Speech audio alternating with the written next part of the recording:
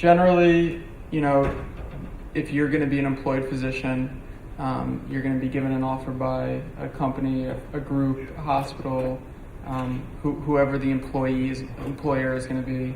And generally, they're going to draft that agreement and they're going to give it to you. And you should expect that they anticipate you using an attorney. There's no reason that you wouldn't.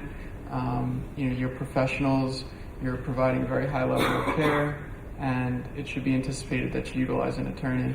My little saying there is penny wise, pound foolish. A lot of times, physicians, although extremely intelligent, well-educated, and amazing at practicing medicine, feel that they could save some money by not using an attorney.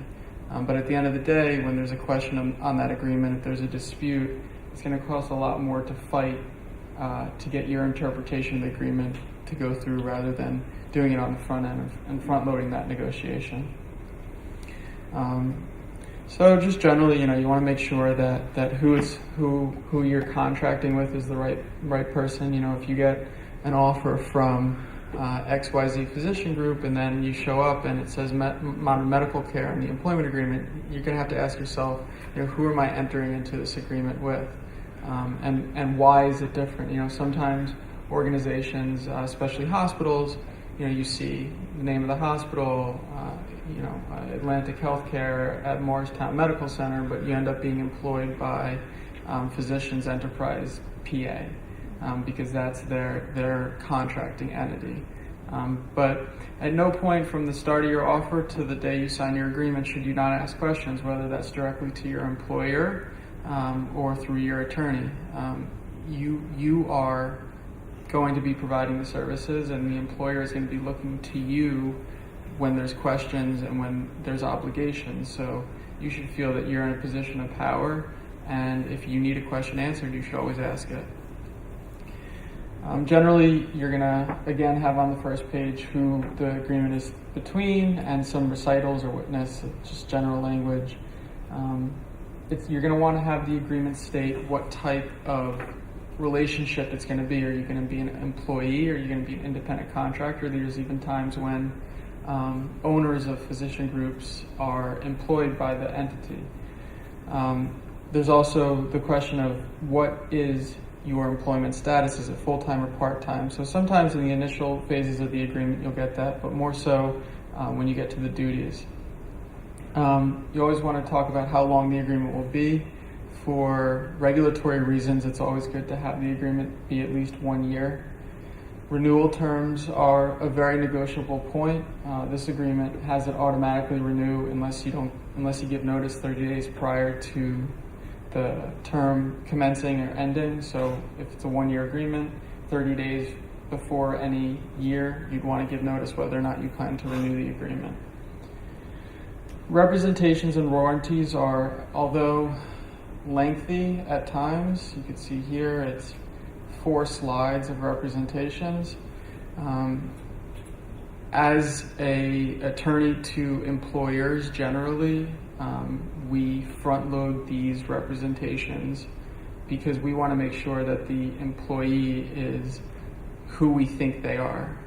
You want to make sure that they're licensed, that they have their CDS and DEA registrations, that they've never been in trouble, that they've never been excluded from Medicare or Medicaid, that they've never had any investigations related to those things brought against them, they've never been removed from a payer company, from a hospital or medical staff.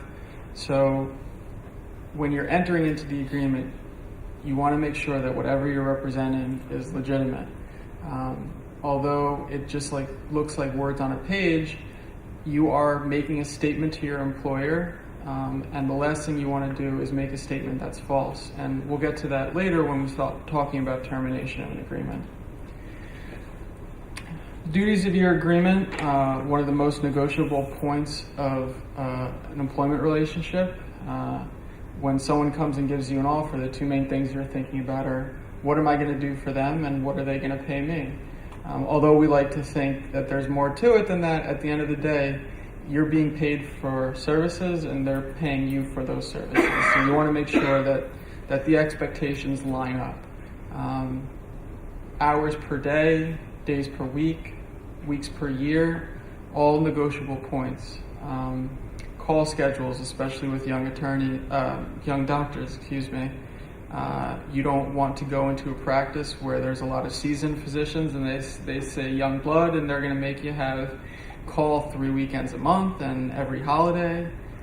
So you want to make sure you line those things up beforehand. It's great to think that who you're going into business with is altruistic, and you hope that they are. But you have to protect yourself. This is your medical license and this is your career, so you always want to make sure that you understand things in the first instance. So what you're doing for them are the duties. What they're doing for you is giving you compensation. There are many different ways to compensate a physician. Here we have a base salary and a productivity bonus based on essentially pure discretion.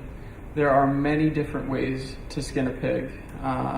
There is flat salary, which I said is in this agreement here in front of you.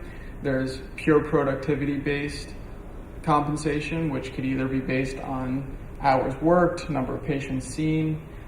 There's formulas that have been developed through CMS for work RVU-based compensation. But in any event, you want to make sure that you understand it in the first instance. There are a lot of times where a compensation formula can get very complex.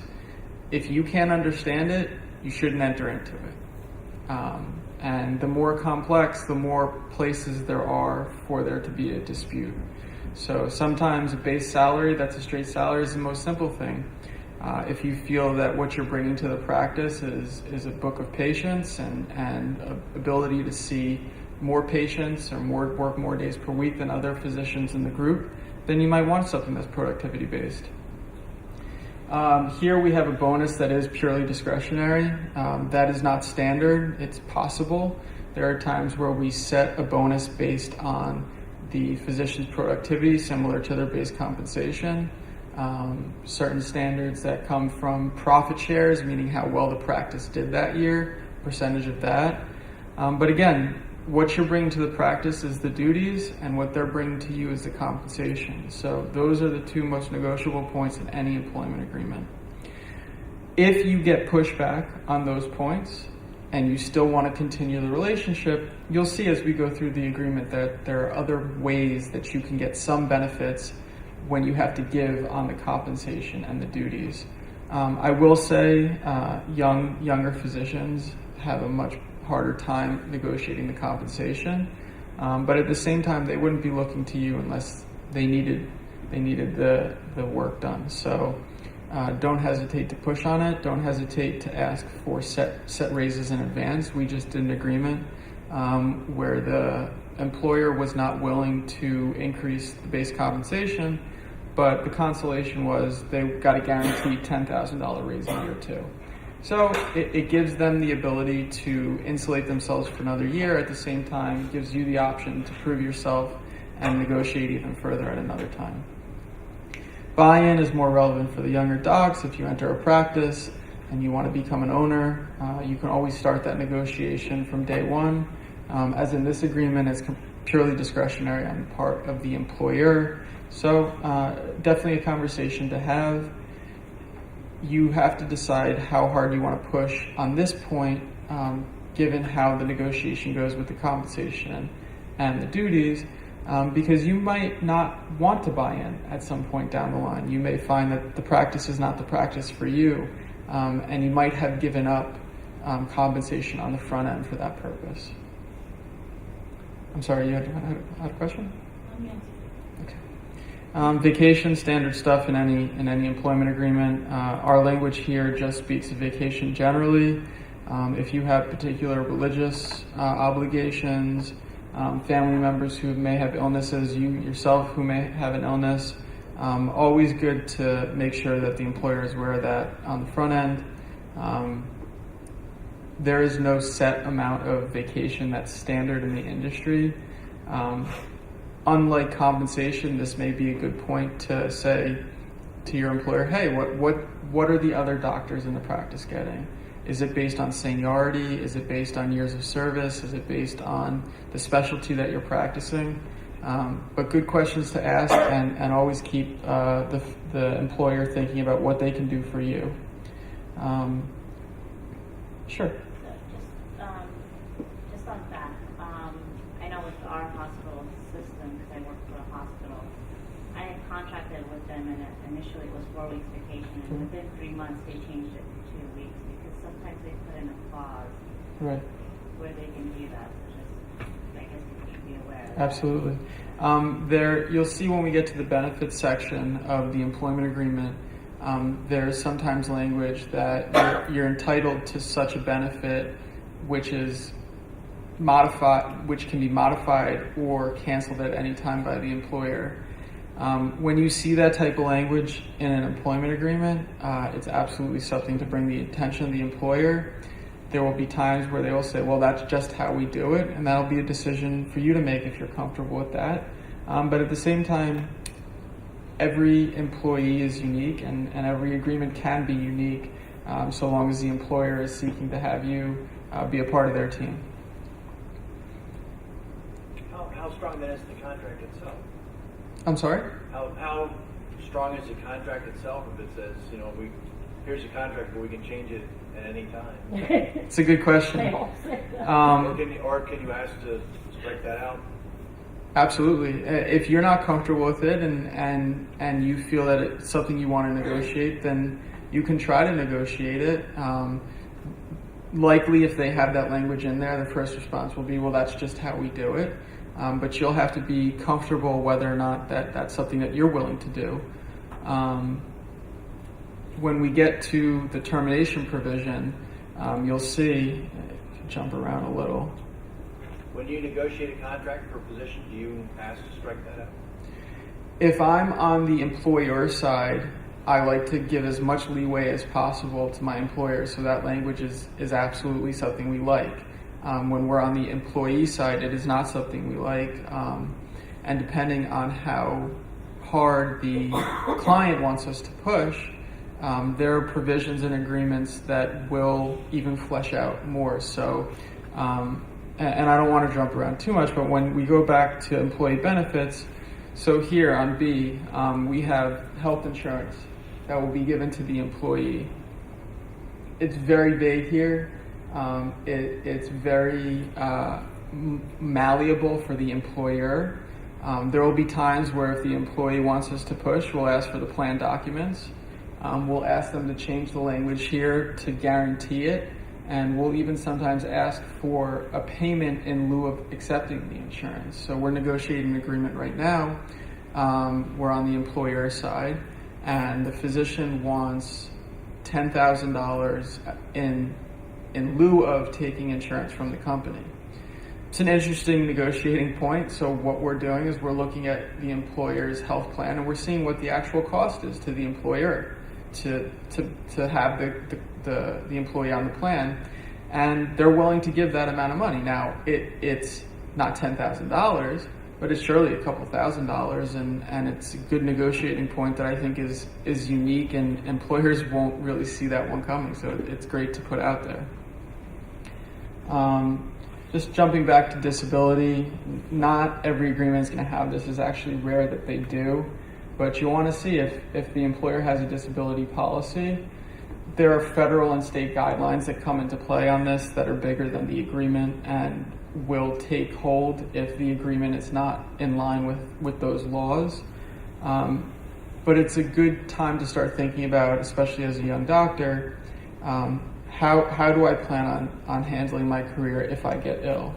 I think someone's speaking next about finances, but at the same time you want to think about insurance. Do I need disability insurance, and do I need life insurance?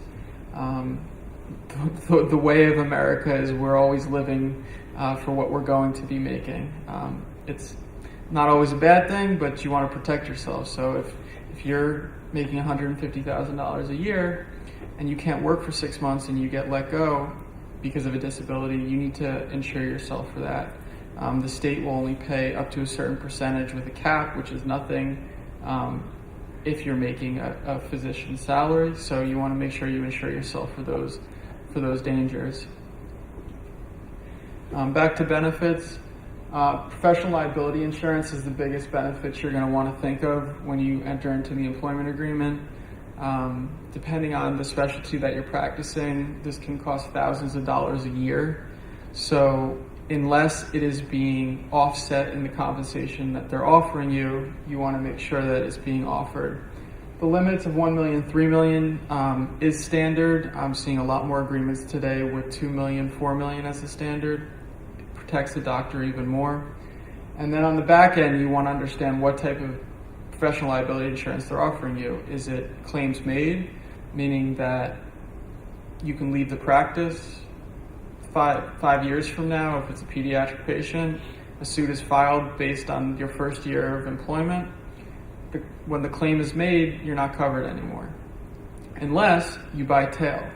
So at the end of the benefits, it'll explain to you about tail. And tail, for the docs who've been practicing, they'll understand this, is when you leave your employer's employ, if an issue comes up from services that you rendered while you were with that employer, you're still covered. On the other side, occurrence-based means whenever it happens. So if something happens today and you get sued for it 2 years from now, even if that insurance is no longer active in 2 years from now, you're still covered. So what I said earlier about what's highly negotiable and what's not, duties and compensation are the first things you always want to think about. But if you don't feel the negotiation goes well on those points, but you still want to continue with the employer, the benefits section of an agreement is somewhere where you can get a little more meat if you didn't get as much as you wanted on the front. So general things like CME expenses, car expenses, phone expenses, matching contributions to retirement plans, all those types of things are little ways that you can get extra benefits from being an employee, even if you didn't feel that the comp lined up to where you want it to be. Billing and collections, I'll fly through. It just generally that you're assigning all your rights to bill to your employer. That's standard. The only thing I will note is generally you will represent to the employer that all the third-party agreements that you've entered into, Horizon, Aetna, United, Medicare, Medicaid, all those agreements are on behalf of the employer. So if you're moonlighting, if you're doing some work on the side and you're going to be billing a third-party payer, you want to make sure that whatever agreements your employer is entering into on your behalf do not stop you from doing that type of work. So what Bob had brought up earlier, language in agreement making essentially portions of the agreement without a purpose, that the employer can just pull it away at any time. So when we get to termination, we see that a lot because there is not for cause termination on certain days' notice. So although the term of the agreement may be a year, as you see in this agreement, the employer can say with 30 days' notice, we no longer want you to be a part of this practice. So the term of the agreement is a year, but in reality it's a 30-day contract because whatever 30 days there are in front of you, you could be terminated at that time. Although not directly linked to your compensation, this is a portion of an agreement that you always want to concentrate on. We do them out to 120 days, sometimes even longer. Sometimes an employer will even be willing to take out a not-for-cause termination, meaning the only way they could terminate the agreement is if you do something wrong. Depending on what you're bringing to the practice and how much they want you, something to make sure that you're protected going into this agreement. And then there's standard for-cause termination, which goes on for a little while, but you can presume if you do something wrong, if you bill fraudulently, if you steal money, if you get in trouble, all those types of things are going to be a basis for an employer to terminate you. And that's no different outside of the physician contracting world as it is in the physician world, except that we're working within a lot of federal and state guidelines. And if you happen to breach one of those, it will be a basis to terminate. So confidentiality and restricted covenants are very standard. Sure. So an at-will contract, since you have those exceptions, 30 days notice, this and that, an at-will contract really doesn't make a big deal then, right? It's pretty much any of them even if it says it's 4 years or 10 years with those clauses in it, really become an at-will contract. On a certain amount of notice, essentially, yes, you are correct, which is why a lot of times in a negotiation, we'll try to push out that notice period as much as possible. I just negotiated an agreement for a family member, and it initially was 30 days, and we pushed it out to 120. So it's not great that it's 120 because you'd like it to be for the term of the agreement, but at the same time, you want to insulate yourself that if you are given that notice, you got to put your resume together, you got to get back out there, you got to start going on interviews. So although 128 days is not ideal, at least it gives you a little buffer to get your new job before the current one ends. So medical records, restricted covenants, confidentiality, as you would presume, any information that you get from your employer is confidential and you should keep it that way. Beyond contracting to that, that's just good practice. We all live by our reputation. The New Jersey medical community is not that large, and you want to hold yourself out as someone who can be respected and trusted. Restricted covenants, on the other hand, are something to always look at. So a restricted covenant, for those of you who don't know, is an agreement within the agreement saying that during the term of the agreement and for a certain period of time thereafter, you're not going to work anywhere else. Sometimes it's a blanket statement. Here we have a 10-mile radius, and it's 2 years. Highly, highly negotiable points. 2 years may not seem like a long time when you're entering into the agreement, but if you buy a home, if you set up a network, if you're part of the community there, and you leave employment with this employer, and you can't work within a certain radius from where you were working, which is likely close to your home, you're either going to have a long commute or you're going to have to move. So 10 miles is actually not that bad. 2 years is pretty standard as well, but again, all negotiable points. Here we have it as a 10-mile radius, although it doesn't seem significant. Sometimes there is language essentially saying how the crow flies, which is 10 miles, or within a 10-mile distance, which you could argue is a driving distance. So as the crow flies is always going to be a bigger circle, if you could think about it as diagrams. So you want to make sure that you understand how large the restriction is. New Jersey does enforce restricted covenants. They generally enforce them more strictly the more reasonable they are. So if this was 5 years and 75 miles and it was a family practice in Margate, the court might say, you know, what's the purpose here? What's the real purpose here? And if the real purpose here isn't a business reason, if it's punitive, the court's not going to apply it. Sometimes courts will just throw out the restricted covenant. Sometimes they'll modify it and apply it. Sometimes they'll throw out the whole agreement. So from an employee side, all those options aren't as bad, but you're going to be involved in a practice, especially if it's a practice you really want to become a part of, and you got to think about how is this going to affect everyone on a going forward basis. Now that language there would prohibit you from either moonlighting or doing charity care within a 10-mile radius, correct? During the term of the agreement, yes. So there are a lot of times where we'll add an exhibit to this section. So you're prohibited from doing any work similar to the work you're doing under this agreement, except as explained on Exhibit A or Schedule A. We just did an agreement where a cardiologist was doing consulting for a DME supplier. So we made sure to carve that out from the agreement.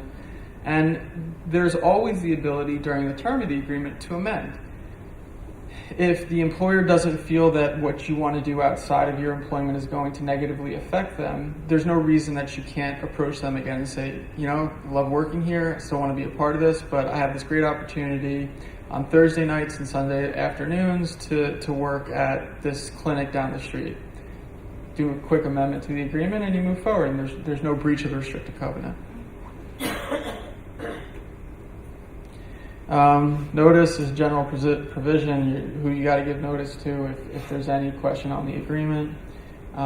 Waiver is something that I want to bring up. So sometimes there'll be provisions in an agreement and either the employee or the employer will choose not to abide by them.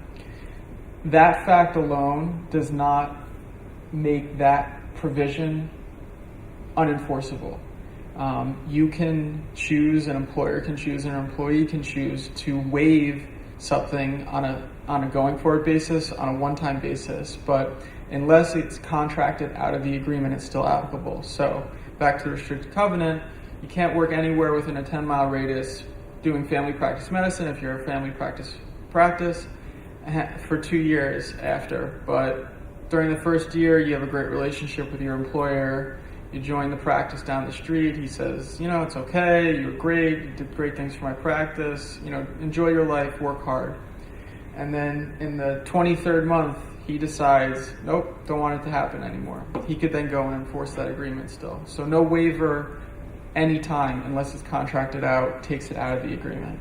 So you're saying like if there's no oral waiver like that, it'll still work as an oral waiver until they choose not to allow it to be waived. They orally retract it, basically.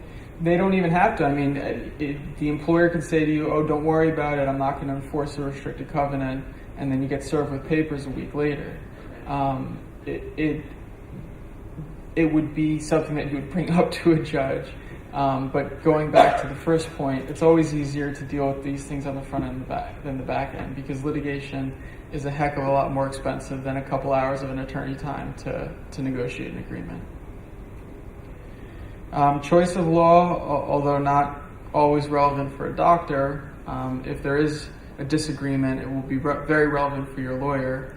You want to make sure that's the state and the county that you're working in. There's no reason that it wouldn't be, but you'd be surprised the not so honest employers that want to make it even more difficult for you to bring an action. Arbitration is in some agreements, not in all agreements. It will force you to waive your right to go to court. Again, when we're on the employer side, we like to include it. It is a cost savings in the long run for the employer, but it can be very difficult for an employee to deal with arbitration, and it robs you of your opportunity for your day in court. So not in all agreements, and a lot of our agreements, when we're on the employer side, when we're on the employee side, we like to make sure that the employee has their opportunity to have a day in court.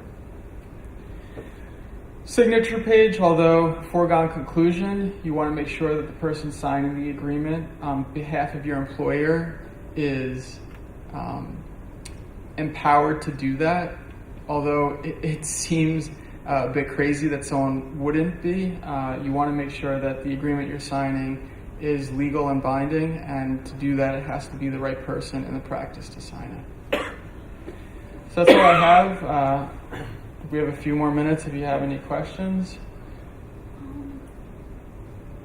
I guess, so I know I'm like 3 years ahead of schedule, but when you finally get your match and your residency and whatnot, are there certain things that I would want to look at, specifically being a resident versus being in practice full-time?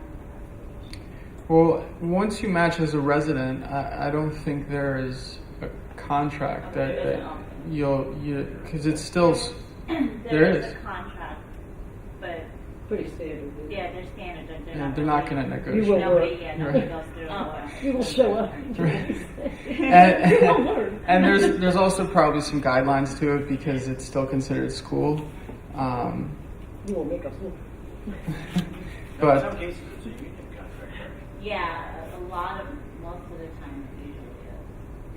Most residents are part of unions. it's probably why we've never seen it. At what time would you negotiate? If you were with a company, like I had some people in my group, I just started there in October when I relocated. I got after some people there 2 years that renegotiated 4 times already because it's a growing group. Right. Other people, not at all.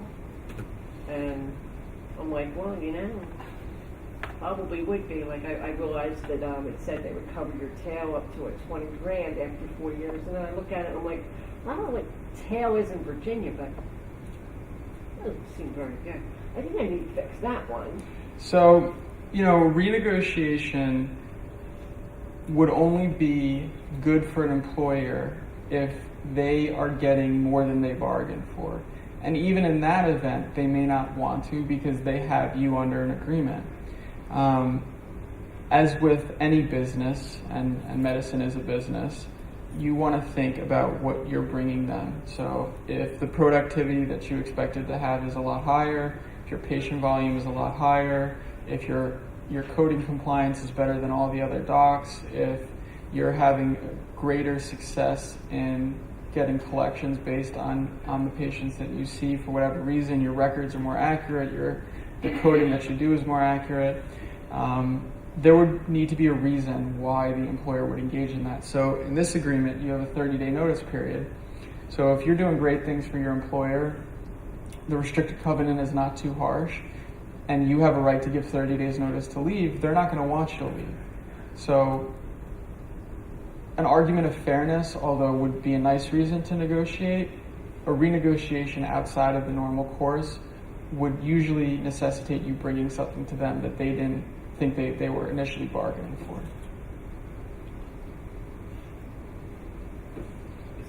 Is that a case where they're asking to change their duties? No. So for the same duties, they want to renegotiate with the hospital? They have. Employer? Oh, they have. It's a private group. It's not a hospital. And they have like 4 different times for salary, time off, CME. Yeah, it's a growing group. In retrospect, when people don't get your help Right. to do the original contract, what are the usual circumstances where they then seek your help afterward to say, can they do that, what have you, out of mistakes that they didn't see going in? So on compensation, if it's not a base salary, if it's a complex formula, a lot of times they'll sign it thinking that they understand and they don't, and then the comp they get isn't commensurate with what they believe their offer was.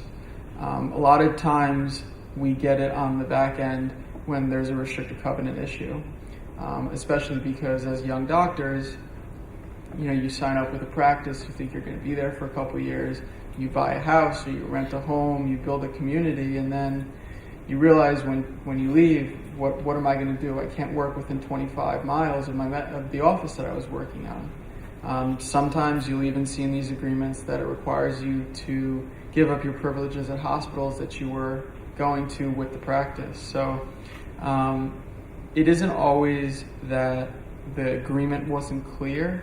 A lot of times it has to do with whether or not the physician understood the agreement going into it. And if it is a productivity contract, and I understand that more of them are tied to RVUs, Absolutely. how do you as a new employee gauge what your productivity can be in a practice you've never practiced in? Because I mean, some are more efficient and more well run. Absolutely. So it's a great talking point with your employer, especially if there's other young docs in the practice, to get a sense of, are you expecting 2,500 RVUs? Are you expecting 5,000 RVUs? What is the general practice look like? How productive are other physicians? There are guidelines out there, especially when there's regulatory issues and we have to figure out whether or not compensation is what we call fair market value. There are publications which will give you guideposts of what a urologist makes in the New York City metro area, and then there's percentages, 75% of the mean, 50% of the mean, and although they're complex, if you really don't have a sense of the market, whether from your residency director, from friends who have been through the process ahead of you, then there's absolutely publications out there to understand where the comp falls. I'm surprised as much as I'm not with young doctors either getting a lot more or a lot less than they thought they would get. So I don't know if that's a fact of the economy not being what it used to be and doctors not getting paid what they used to be, or like you said, the shift to more productivity-based formulas where groups have figured out that they need a certain profit margin and they can estimate where those numbers fall a lot better by forcing the doc to be a certain amount productive. Now, there are times where the productivity-based comp is an estimate and can be reconciled. meaning that you might have to give money back or you might have to get paid more money, and that usually ties in with a bonus structure. But as risky as it is on the front end to say, well, I'm not going to get anything more than what I generate, it also is a huge incentive to the doctors to work harder, to see more patients, and obviously care has to be the number one priority. But it is a business, and if you're not bringing money into the practice can't sustain.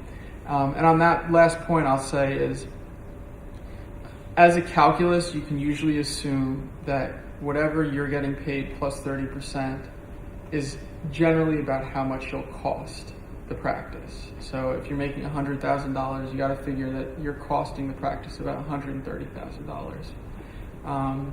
Although not set in stone, employers want to have a certain profit margin. Whether they're willing to let that margin be 10% or they want that margin to be 80% will really guide how flexible they are on the compensation they're willing to offer you. Sure. How would your contract be impacted if, in reference to your incentive bonus, if factors beyond the physician's control impacted his or her ability to obtain that bonus? Absolutely. For instance, what if you signed a contract before implementation of an EHR system, and then EHR is implemented and your productivity suffered because of that? Absolutely. How would that impact your contracting, the validity of the contract? If the formula is not based in any way on how quickly you code or how many patients you see, but rather your collections and the work RVUs that you bill out, it would be hard to argue that the agreement is affected by updating to an EHR system. Again, you want to look at the termination options that you have, and although not leaving the employer it may not be the best option, it may be a negotiating point for you if you are valuable to them. I mean, EHR slows a physician down generally. Significantly. Significantly. Yeah. At first. At first, but that could be for a year. It could be. Especially. And in a lot of the hospital acquisitions that we're doing, there is a buffer of somewhere between 10 and 20% that the hospitals will make up a certain amount of that difference during your first year, because they expect when you come into a new system, new billing system, new administrative staff, all these things, it would only be expected that your productivity would drop a certain percent, and anytime there's a dramatic change like that. So it's not uncommon, especially in the hospital acquisitions, that they recognize that and they protect the physicians for it. I haven't seen that type of protection in a group. That's not to say it's not something you can negotiate. I mean, your assumption would be that if you had a good relationship with your employer and that happened, that they would generally recalibrate things. But if they wouldn't, would that be a sign that they were actually breaking the contract because the conditions of your employment have changed? It's a legitimate argument. I'm not sure that it would be strong enough to dispute the matter in court. There is always the basis of a claim of good faith and fair dealing, but it's a very, very high bar to meet. And you have to understand, if your productivity is going down, your compensation, if it's completely productivity based, is going down, but at the same time, the income to the practice is going down as well. So to go to the employer and ask them to make up the difference for you, it's not a matter of, they're sitting back and they're their numbers have stayed the same. Their numbers have changed as well. So again, during the term of an agreement, it's harder to start a renegotiation unless you're really bringing something that they didn't bargain for. You're bringing a benefit that you could bring somewhere else if they don't keep getting it. EHR, again, it's been recognized in the hospital acquisitions, but I haven't seen it in a group practice yet. What if you're disputing the accuracy of the financial information they present to you in regard to your bonus structure? If it doesn't look right, if it looks off, I mean, do you see that at all? You know, I'm not a litigator, so I don't want to give advice outside of my purview. Okay. If there was a fraud presented to you to induce you to go into the contract, that could be a big issue. But as much as you want to think about, you know, what opportunities, what options you have to deal with a situation, you also have to think about, well, if I'm willing to take a judicial route, you know, how am I injured? You know, what are my damages, and where is this going to get me? So, and the calculus isn't only could I be successful in court, but again, going back to, you said you're in Philadelphia. Yeah.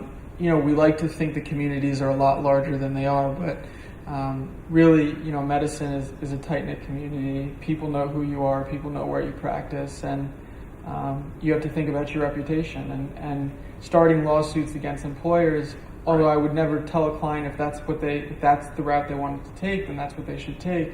But you have to think about the global impact beyond, you know, the dollars and cents. You're right. You have to look at the big picture.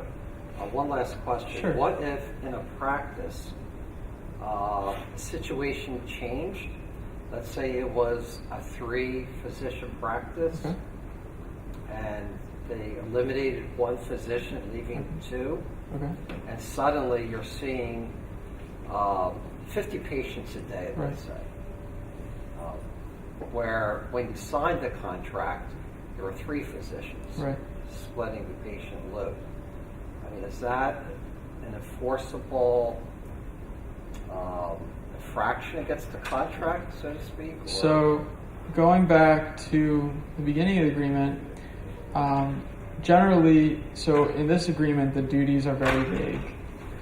Full-time, provide services that the employer needs, et cetera, et cetera. Front-loading an agreement is always going to be the most beneficial. So we have practices that negotiate down to the hours per day. We have agreements where we've defined what a full working day is and what a half working day is, if you can believe that. You are professionals. A 9 to 5 doesn't exist anymore, so it's a balance of how hard you want to push on that negotiation. But there's no reason that on the front end there can't be guidelines of how many patients or how many days or how many hours. I just did an agreement last week where the number is going to slip my mind, but I think it was 90 patients a week. And that's what they agreed to. And, you know, there's obviously a bonus structure above, you know, for the 91st patient and up because it's a productivity compensation. But on the back end, if the terms of the agreement have changed so dramatically, and there isn't a not-for-cause termination provision, although I don't want to speak to Pennsylvania law too much. I know in New Jersey, specific performance is rarely, if ever, granted in the court system. But if it's not what you negotiated for, it's a conversation to have with your employer. And they may not want to have the conversation, but if you're telling me they went from 3 to 2 and they're not, you know, the volume is still the same and there's a big gap here, losing the ability to keep producing as you're producing, although there are other physicians out there, they'd have to bring them on, they'd have to train them, they'd have to get into the routine. It may be what I was saying earlier, that you are bringing something that they didn't really understand in the first instance. They thought you were only going to carry 33% of the load, and now you're carrying 50%. So it might be time to review that. Is there language that you can put in proactively to kind of allow for an automatic reset if it either goes up or down. The opposite side might be looking for good help in practice opens a new Virginia. office. Right. So when you start in as a busy, bustling, city office, or that you start is, Atlanta County, kind of thing, and for no fault of your own, Productivity productivity drops. goes down. They asked you to relocate to the new office, you did it, but now your compensation is going to drop dramatically for no fault of your own. Is there some way that you can put in the language that says, the median productivity of the office is X number of RVUs? And so based on that, my compensation is going to be here, whatever the formula is. Right. So if your productivity goes up It because really of is gonna your position, Get the or goes benefit. down, I really a get different all office or in. what have you, that somehow that automatically You would love it. they would build in there that there's some recalculation You would love of your compensation without you actually having to take an action. So, anytime there's a salary that's pure productivity based, it is riskier on both the employee side and the employer side. When you take a salary that's a flat base salary, the risk becomes more of an employer risk. In the instance that you're not as productive as they expected you, they're going to start losing money. I have been a part of agreements where the compensation formula has been 4 pages long. So I don't think there's ever a time where a conversation can't be had on how one party feels the compensation should be written and how it should be paid. We also will sometimes put in the duties what locations that the person will work at. So a lot of practices do have more offices, so Office A, Office B, and Office C. And the contract will say employer shall be a full-time employee of employer at offices A and B, or such other offices as to be mutually agreed upon by the parties. So it prevents the employer from making a unilateral decision to move you to that other office, which may be slower. So the more productivity-based or compensation formula, the more control you want to have in other parts of the agreement. Sure.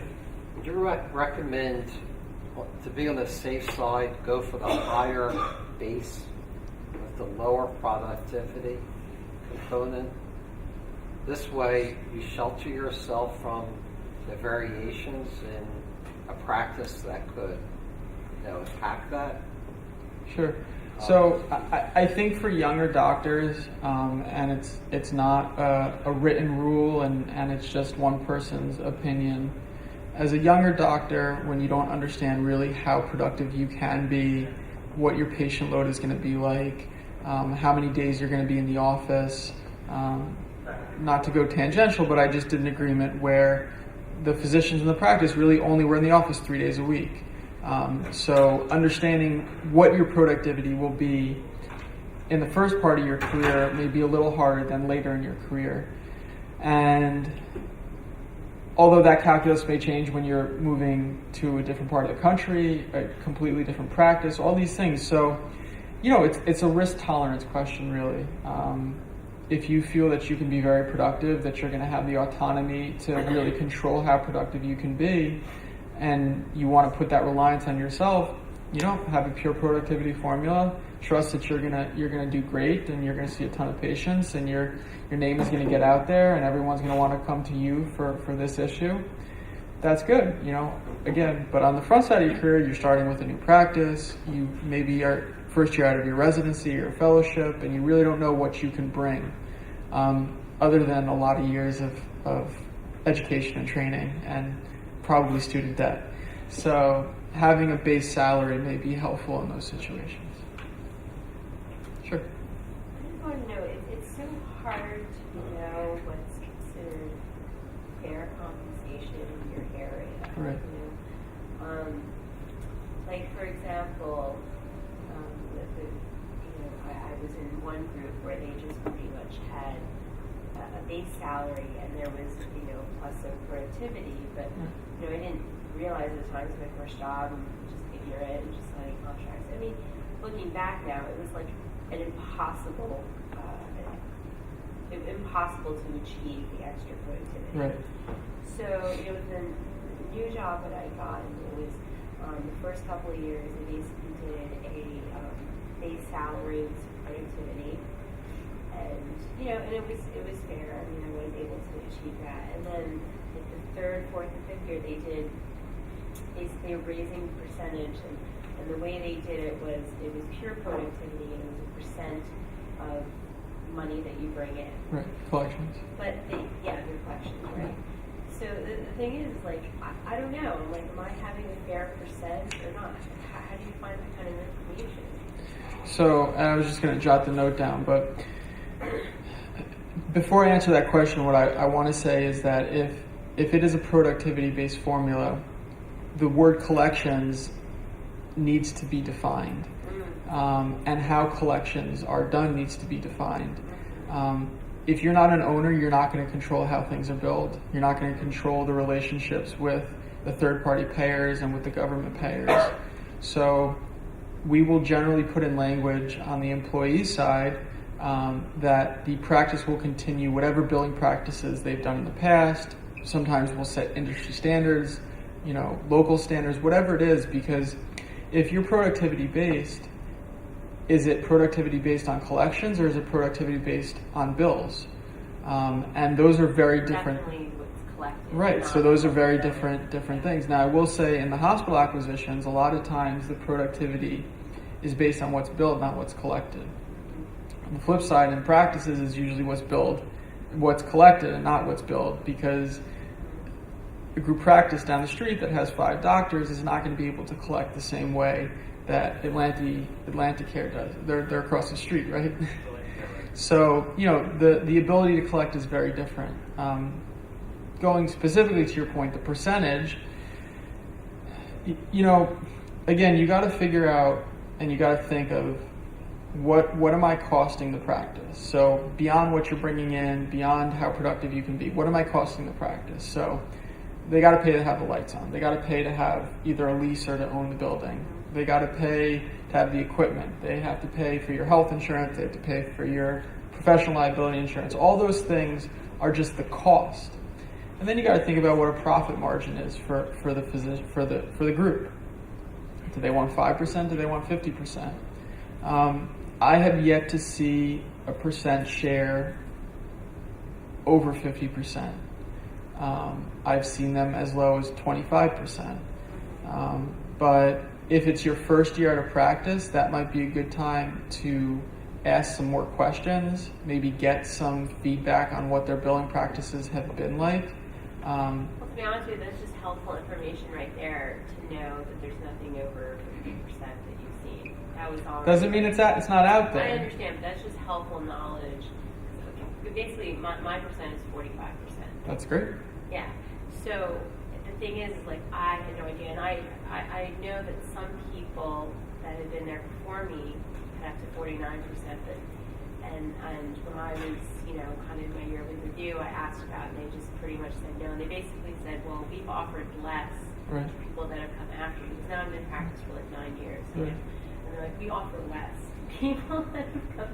So they've gotten, I guess, maybe smarter as employers, unfortunately for us, but the thing is, I'm like, well, this is what they tell me. Like, I don't really know what's out there because I've never Right. had much knowledge about it. So, but I guess that's a good point too, because when you said to define collections, like, did you just mean in terms of what you bill out versus what's collected, or did you mean there's more to define in terms of collections? Meaning that you want to make sure that if your compensation is completely outside of your control, meaning you can control the patients you see and you can control the coding. The thing that happened to us when you brought up going to the EMR and stuff, that first year, because we have our own billing department, and it was just an atrocity. They completely screwed up billing. Right. So everybody lost out. I mean, obviously the company, but also the employees. And we pretty much figured amongst ourselves, like some of the other internists, that we all pretty much lost about $30,000, like, for each of us. Right. And it was really frustrating because it was completely out of our control. Like, we were still seeing the same amount of patients, because it's not like for like about 2 weeks when we did the transfer, they kind of adjusted our schedule, and they're like, okay, and then that was it. It was just kind of like, all right, you're, oh well, I guess you're going to be doing charts at 9 p.m. if you didn't figure it out yet, So, and eventually everybody just sort of compensates and figures it out. Right. But, you know, we definitely all suffered for a year. Absolutely. And Absolutely. nothing we could do about it. Good things to consider when you go renegotiate the next time. I guess.